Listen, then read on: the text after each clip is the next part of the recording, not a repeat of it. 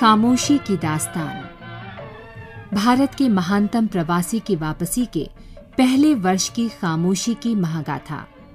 आकाशवाणी की विशेष शताब्दी श्रृंखला खामोशी की दास्तान प्रस्तुत है आज की कड़ी।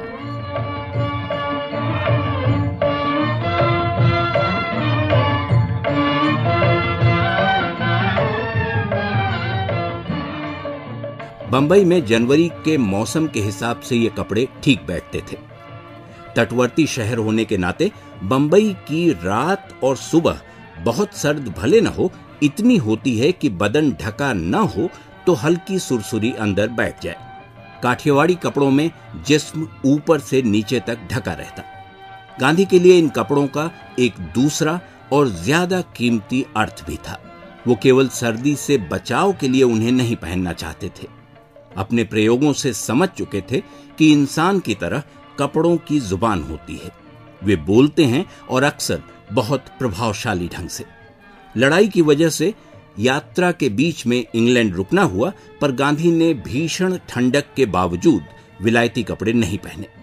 आदत के मुताबिक आमतौर पर सुबह उठने वाले गांधी उस दिन 9 जनवरी को समय से पहले पूरी तरह तैयार हो गए। केवल साफा बांधना बाकी था। कस्तूरबा ने नीले छींट वाली साड़ी पहनी थी। सुबह करीब 7:30 बजे अपोलो बंदर में जहाज के लंगर डालने पर गांधी ने कहा, बंबई का तट देखकर मेरा दिल खुशी से भर गया। तट वैसे अब भी कुछ दूर था। पानी उथला होने की वजह से बड़े जहाज एकदम किनारे तक नहीं आ पाते थे। इसके लिए अलग से बंदोबस्त होता था।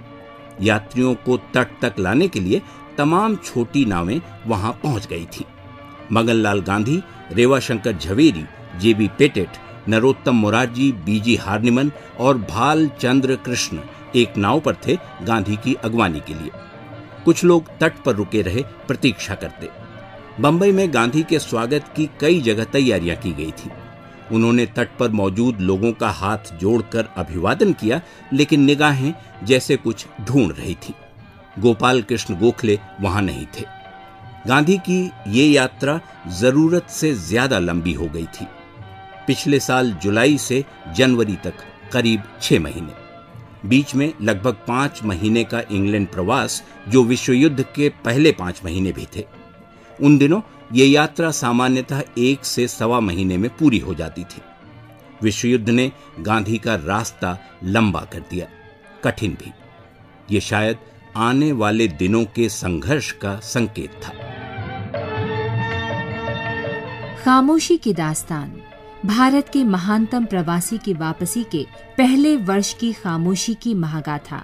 ये थी आकाशवाणी की इस विशेष शताब्दी श्रृंखला की आज की कड़ी।